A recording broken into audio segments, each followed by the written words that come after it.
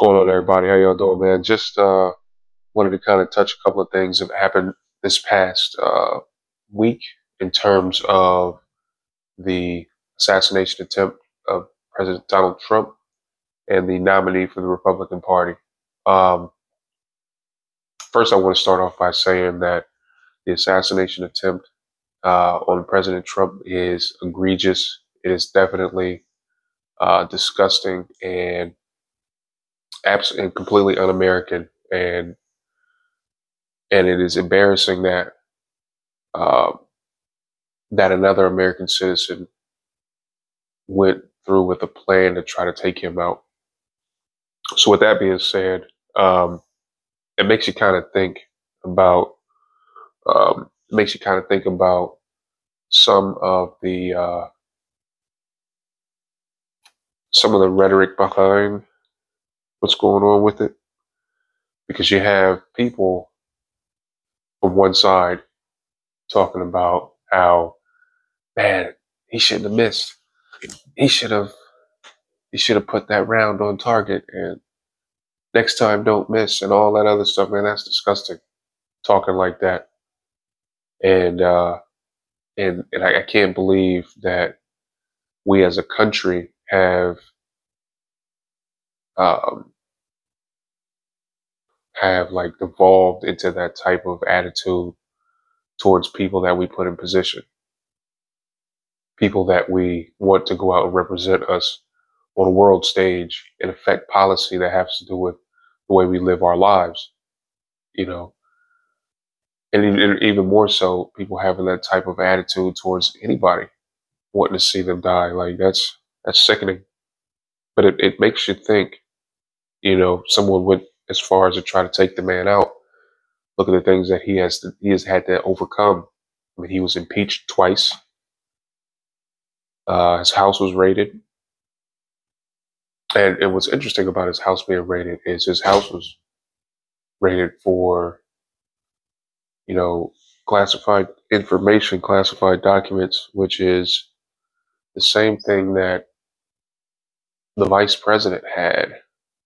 And nobody said anything about that. And I meant the vice president as in Joe Biden. Nobody said anything about his classified documents. And he was a vice president, whereas it's a privilege for president and a former president to still have access to classified information. That's a whole nother conversation.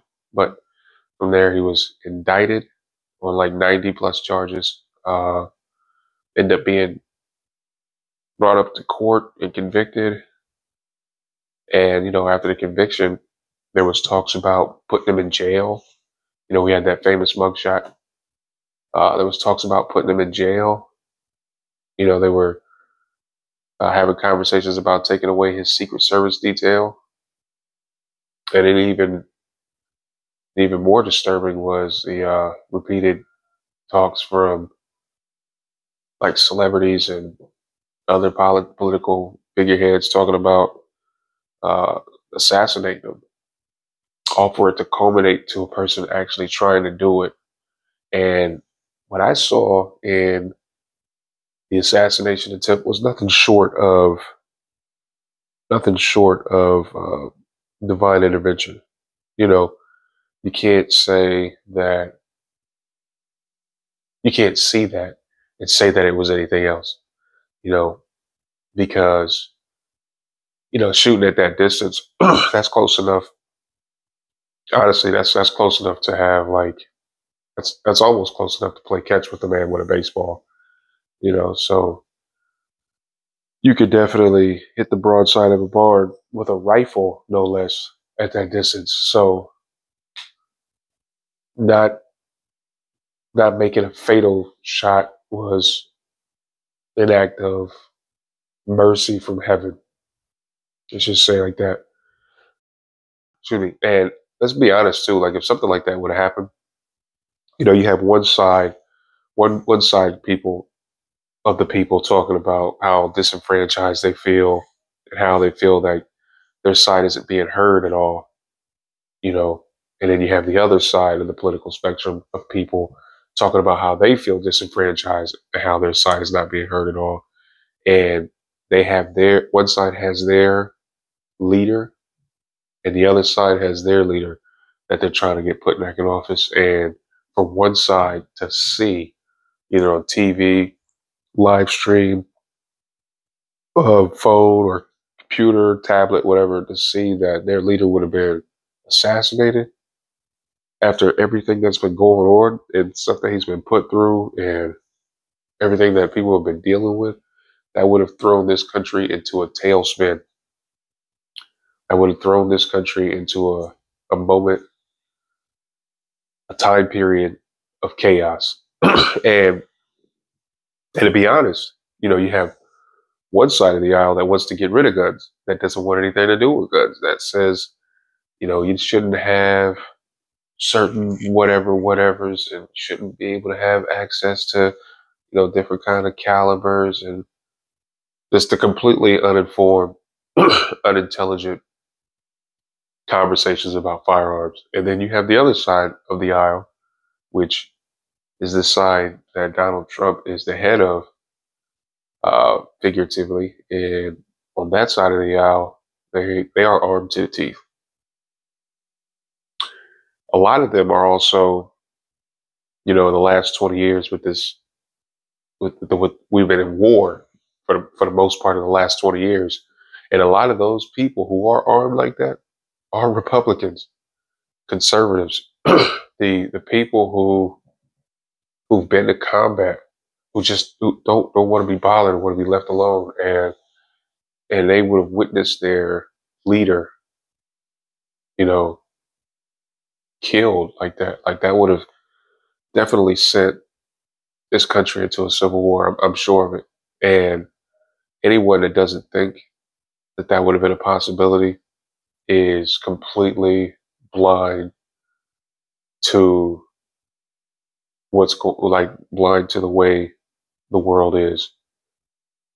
And I'll say this, that if that would have happened, all those sanctuary cities and safe spaces and all those no gun zone, people loving, tree hugging, whatever, they would have been mauled. They would have been demolished. You're talking about people that would have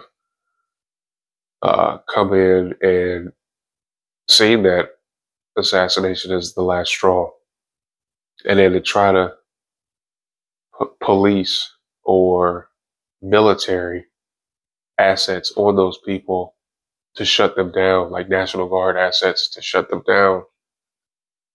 I think it would have backfired, and this country would be a totally different place right now. So that assassination attempt and the fact that it did not happen is absolutely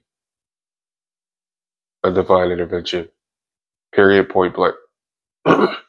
So what we need to do is we need to step back and start appreciating one another and realize that we can live in a place where you can have a different opinion than me and vice versa, and we don't have to try to kill each other. Because at the end of the day, that's what this country is really all about. Having the freedom to have differences.